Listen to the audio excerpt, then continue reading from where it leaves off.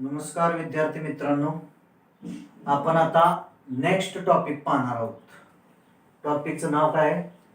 Breathing and exchange of gases. एनसीईआरटीच्या book मधले नाव आहे. Breathing and exchange of gases म्हणजेच थोडक्यात रेस्पिरेशन, ह्यूमन रेस्पिरेशन. मग त्यामध्ये साधारण 1 मार्क किंवा 2 मार्क नीटला याच्यावर क्वेश्चन्स असतात. पण महत्वाचा टॉपिक आहे, सोपा टॉपिक आहे, का अवघड नाही टॉपिक. प्रत्येक पॉइंटवर याच्यावर एमसीक्यू होती. मग त्यामध्ये आता इंट्रोडक्शन, त्याच्या असणार काय असणारी सुरुवात, थोडक्यात त्याचं बेसिक बघायचं. मग त्यामध्ये रेस्पिरेशन डेफिनिशन, रेस्पिरेशनची असणारी डेफिनिशन. आपण शॉर्ट मध्ये काय सांगतो? Respiration exchange of gases. फक्त आपण त्यामध्ये एक्सचेंज ऑफ गॅसेस घडणं म्हणजेच काय? रेस्पिरेशन घडणं असं म्हणत असतो. पण रेस्पिरेशनची डिटेल डेफिनेशन पाहिजे झाली तर ही डेफिनेशन आहे. काय? Biochemical process by which organic compounds that is foods are oxidized to liberate chemical energy in the form of ATP is called as respiration. मग आता रेस्पिरेशनची डेफिनेशन समजावून घ्या. हे काय आहे तर बायोकेमिकल प्रोसेस म्हणजे यामध्ये बायोलॉजिकल प्रोसेस घडते, केमिकल प्रोसेस घडते, दोन प्रोसेस एका वेळी घडतात. बाय विच यामध्ये काय घडतं? मग organic compounds that is food. Organic म्हणजे सेंद्रिय संयुग जे आहेत, जे पदार्थ आहेत ते म्हणजेच काय असतात? फूड, जे आपण खातो ते. आर ऑक्सिडाइज, ते काय होतात? ऑक्सिडाइज म्हणजे त्यांचा ऑक्सिजनशी संयोग होणं. ऑक्सिडाइज होणं म्हणजे काय? ऑक्सिजन बरोबर संयोग होणं म्हणजेच oxidize to liberate chemical energy. मग ज्यावेळी संयोग होतो त्या काळात काय होत असतं? लिबरेट केमिकल एनर्जी म्हणजेच फूडचं ऑक्सिजन बरोबर संयोग झाला की लगेच लिबरेट होतं, म्हणजे थोडक्यात मुक्त होते. काय? केमिकल एनर्जी त्यातून मुक्त होत असते. कशाच्या फॉर्म मध्ये? In the form of ATP, adenosine triphosphate. हे तुम्हाला आता माहितच आहे. इज कॉल्ड ॲज, त्यावेळी त्याला काय म्हणतात? रेस्पिरेशन. बघा डेफिनिशन, ही काय? A biochemical process by which काय होत असतं? Organic compounds that is food are oxidize, संयोग होतो कोणाबरोबर? ऑक्सिजन बरोबर. तसंच संयोग झाल्यानंतर काय तयार होतं? टू लिबरेट, मुक्त होते. काय? केमिकल एनर्जी, रासायनिक ऊर्जा निघून जाते. In the form of ATP, मुक्त होते म्हणजे कशाच्या फॉर्म मध्ये? एटीपीच्या फॉर्म मध्ये. इज कॉल्ड ॲज रेस्पिरेशन, त्यावेळी त्याला काय म्हणतात? रेस्पिरेशन. मग त्यामध्ये रिॲक्शन त्याची पहा. C6H12O6 म्हणजेच हे काय आहे? ऑर्गॅनिक कंपाऊंड्स म्हणजेच फूड. संयोग कुणाबरोबर झालेला आहे? ऑक्सिडाइज कुणाबरोबर? त्यामध्ये 6O2 ऑक्सिजन बरोबर यांचा संयोग होतो. त्यावेळी काय घडत असतं? ऑक्सिडेशन किंवा ऑक्सिडाइज होतं. इज इक्वल टू म्हणजेच ॲरोच्या पुढे काय येणार आहे? 6CO2 यांचा संयोग झाला की तयार होतो कार्बन डायऑक्साइड प्लस 6H2O. त्याच वेळी कार्बन डायऑक्साइड निघून जात असतो आणि H2O पण निघून जातो in the form of water vapour. म्हणजेच रेस्पिरेशन चालतं त्यावेळेत, श्वास ज्यावेळी आपण बाहेर सोडतो त्यावेळी वॉटर वेपरच्या स्वरूपात, म्हणजेच तिथं काय निघून गेलेलं असतं? वॉटर. प्लस लिबरेट, कोणती एनर्जी तयार झालेली असते? 38 एटीपी मॉलिक्युल्स, 38 एटीपीचे मॉलिक्युल्स त्यावेळी तयार होतात. कधी? ह्या रेस्पिरेशन मध्ये. आता त्यामध्ये first point, in respiration process O2 is utilized by organisms to indirectly break down of nutrient molecules like glucose and to derive energy for performing various activities. म्हणजे यामध्ये रेस्पिरेशन प्रोसेस ज्यावेळी चालते त्यावेळी ऑर्गॅनिझम म्हणजे आपण सुद्धा त्यात आलो. आपण काय करत असतो? O2 युटिलाइज करत असतो. हे आपलंच चाललेलं रेस्पिरेशन आहे. आपण काय करतो? O2 ऑक्सिजन युटिलाइज करतो, वापरतो. To indirectly breakdown of nutrient molecules like glucose. हे कशासाठी ऑक्सिजन वापरत असतो त्यावेळी? तर अप्रत्यक्षरित्या काय होत असतं? Breakdown of nutrient molecules like glucose. म्हणजे आपण घेतलेले जे ग्लुकोज आहे, ग्लुकोज म्हणजेच काय? न्यूट्रिएंट मॉलिक्युल्स आहेत, पौष्टिक घटक जे आपण घेतो त्यांचं काय होतं ब्रेकडाऊन. म्हणजे इथं सांगितलंय तसं ब्रेकडाऊन होतं अँड टू डिराईव्ह एनर्जी, त्यातून एनर्जी मिळते आपल्याला. कोणती? Chemical energy. ती कशासाठी वापरली जाते? Performing various activities. लक्षात ठेवा, ज्यावेळी रेस्पिरेशन प्रोसेस चालते त्यावेळी आपण युटिलाइज काय करत असतो? O2 oxygen. कशासाठी करतो? तर इनडायरेक्टली अप्रत्यक्षरित्या तो कशासाठी O2 वापरला जातो? Breakdown of. कशाचं breakdown? Nutrient molecules like glucose. Glucose सारखे जे मॉलिक्युल्स आपण घेत असतो अन्नामध्ये त्याचं इनडायरेक्टली अप्रत्यक्षरित्या ब्रेकडाऊन करतो. नंतर त्यातून आपण काय मिळवतो? एनर्जी. ती जी एनर्जी आहे मिळवलेली ती कशासाठी वापरतो? Performing various activities.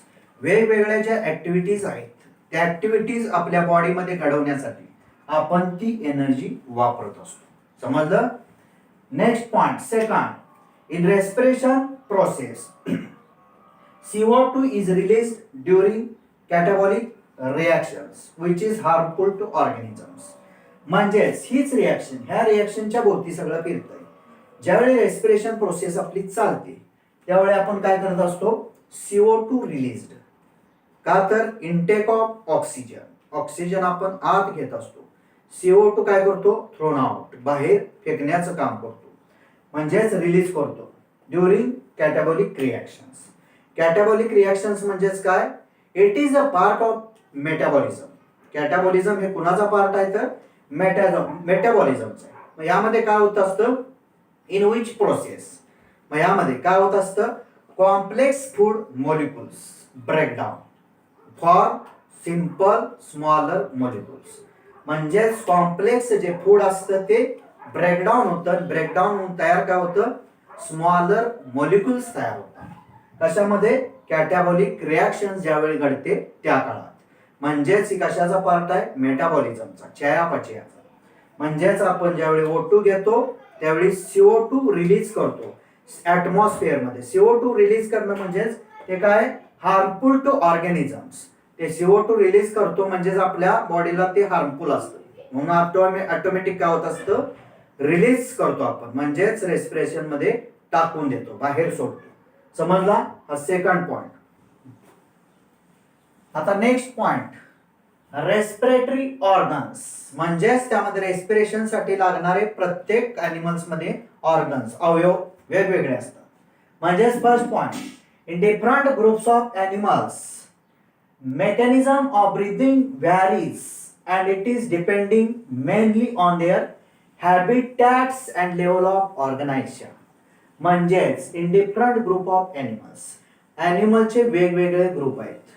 मग प्रत्येक ॲनिमलचे वेगवेगळे ग्रुप ते नंतर आपण पुढं पाहत जाणार आहोत. त्या वेगवेगळ्या ग्रुपमध्ये त्यामध्ये ब्रीदिंग व्हॅरीज आहे. प्रत्येकामध्ये जे मेकॅनिझम आहे ब्रीदिंगचं, रेस्पिरेशनचं, ते डिफरंट आहे. कशावरून? ते mainly on their habitats and level of organisation. त्यांचं असणारं राहणीमान, प्रत्येक ॲनिमलचं त्यांचं असणारं संघटन, त्याच्यावर त्यांचं काय असतं? Mechanism of breathing. प्रत्येक ॲनिमलमध्ये डिफरंट. हा झाला first point. Second point, in lower invertebrates exchange of O2 with CO2 by simple diffusion over their entire body surface. मग त्यामध्ये लोअर इनव्हर्टिब्रेट्स, खालच्या अगदी सुरुवातीचे जे काय विकसित न झाले जे इनव्हर्टिब्रेट आहेत, कमी प्रमाणात विकसित किंवा अविकसित काय असतात? इनव्हर्टिब्रेट्स, अपृष्ठवंशी प्राणी. यांच्यामध्ये exchange of O2 and CO2, O2 आणि CO2चं एक्सचेंज चालतं बाय सिंपल डिफ्युजन. ती मेथड जी असते ती simple diffusion over their entire body surface. म्हणजे त्यांच्या बॉडी सरफेसवरून, पृष्ठभागावरून बॉडीच्या काय चाललेलं असतं? Exchange of O2 and CO2 in which animals? Lower invertebrates. मग त्यामध्ये एक्झाम्पल स्पॉन्जेस. कशात येतं? Phylum Porifera. सिलेंट्रेट्स, ह्या फायलमच आहे सिलेंट्रेटा. ह्यातलं तुम्हाला माहित आहे एक्झाम्पल हायड्रा. फ्लॅटवॉर्म्स, स्टेपवॉर्म, लिव्हर फ्लूक ही यातली एक्झाम्पल आहे. फ्लॅटवॉर्म्स, पट्टकृमी किंवा चपटेकृमी, ही सगळी जी लोअर इनव्हर्टिब्रेट्स आहेत त्यांच्यामध्ये ते exchange of O2 and CO2 जे चालतं ते कसं चालतं? Body surface. Third point, the earthworms use their moist cuticle for breathing. गांडूळ तुम्हाला माहित आहे त्याची जी स्किन असते वरची ती मॉइस्ट असते, ओलसर. त्या मॉइस्ट क्युटिकल मार्फत त्यांच्यामध्ये काय चालतं, respiration. For the insects have network of tubes, that is tracheal tubes. It helps transport atmospheric air within the body. मग त्यामध्ये इन्सेक्ट मध्ये असा पार्ट असतो, मग त्यामध्ये ट्रॅकियल ट्यूब्स असतात त्यामध्ये. मग या ट्रॅकियल ट्यूब्स मार्फत काय चालतं, त्यांचं रेस्पिरेशन किंवा ब्रीदिंग. म्हणजे त्याचं नेटवर्क असतं ट्यूब्स इन्सेक्ट मध्ये, आणि त्याच्या मार्फत काय चालतं, ऍटमॉस्फेरिक एअर जे आहे विदिन द बॉडी, बॉडीमध्ये काय होत असते, एंटर होत असते. हे कशातलं झालं, इन्सेक्ट मधलं. Fifth, in most of aquatic arthropods and mollusc special vascularised structure present called gills for respiration. मग तुम्हाला माहित आहे aquatic arthropods means live in water, पाण्यात राहणारे फक्त, लँडवर राहणारे नाहीत. जे पाण्यात राहणारे आर्थ्रोपॉड आहेत म्हणजेच त्यामध्ये त्यातले, आणि मोल्युस्का म्हणजेच पायला, स्नेल, गोगलगाय वगैरे एक्झाम्पल आहे. यांच्यामध्ये काय असतं, स्पेशल व्हॅस्क्युलराइज्ड स्ट्रक्चर. जशा ब्लड वेसल्स असतात तशा त्यांच्यामध्ये वेसल्स असतात, आणि त्या वेसल्स प्रेझेंट कॉल्ड, तिथं त्या वेसलला काय म्हणतात, गिल्स. कशासाठी असतात, रेस्पिरेशनसाठी. म्हणजे जशा ब्लड वेसल आहेत तशा त्यांच्यामध्ये व्हॅस्क्युलराइज्ड स्ट्रक्चर, असं खास असं स्ट्रक्चर तयार झालेलं असतं, त्यालाच तिथं गिल्स म्हणतात. ते कशासाठी वापरलं जातं, रेस्पिरेशनसाठी. आणि सिक्स पॉइंट, इन फिशेस, हे ऑलरेडी आपल्याला बेसिक माहित आहे. In fishes gills are present for respiration. Fish मध्ये गिल्स वापरले जातात. आर्थ्रोपॉड जे ॲक्वॅटिक आहेत त्यांच्यामध्ये आणि मोलस्कामध्ये गिल्स वापरले जातात.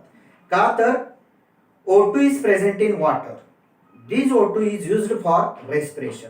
पाण्यात जो O2 असतो तो वापरण्यासाठी त्यांच्यामध्ये काय झालेलं असतं, मॉडिफाईड वेगळ्या पद्धतीचे काय असतात, रेस्पिरेटरी स्ट्रक्चर्स. त्यालाच काय म्हणतात, गिल्स.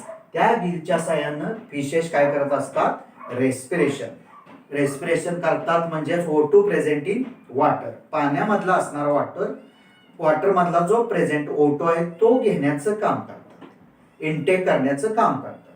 ते कशामार्फत करतात, गिल्स मार्फत. Next, 7th point. Amphibians like frogs can respire through moist skin. Amphi means both, bias means live.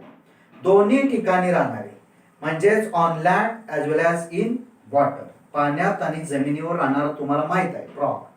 मग फ्रॉग मध्ये जे रेस्पिरेशन चालतं थ्रू मॉइस्ट स्किन. मॉइस्ट त्यांची जी स्किन असते ती ओलसर असते. ओलसर स्किन कशासाठी वापरली जाते, तर रेस्पिरेशनसाठी. And last point, reptiles, birds and mammals respire with the help of lungs. आणि ह्यामध्ये आणखी राहिलेले जे आहेत ते रेप्टाइल्स, सरपटणारे, बर्ड्स, पक्षी आणि मॅमल्स, त्यामध्ये आपण पण आलो. सगळ्यांच्या मध्ये, या तिघांच्या मध्ये रेस्पिरेशन चालतं. ते कशामार्फत चालतं, लंग्स मार्फत. म्हणजेच त्यांना फुफ्फुस असतात. म्हणजेच ऑल दिस एनिमल्स आर वेल डेव्हलप्ड. मॅमल्स जे आहे, मॅमल मधला human respiratory system is well developed system. ते आपण पुढच्या व्हिडिओमध्ये पाहणार आहोत. इथपर्यंत पॉइंट समजले असणार आहेत, माहित आहे मला. धन्यवाद.